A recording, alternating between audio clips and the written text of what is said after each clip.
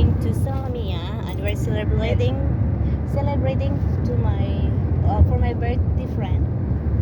Was yesterday is she was birthday yesterday and today is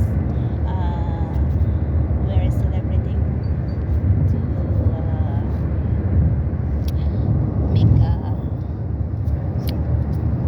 going to the what going to the mall or BJK. Today is my day off also. Ayan. This is Kuwait, guys. This is Avenues. Yeah, this is big mall in Kuwait. Ayan, see guys.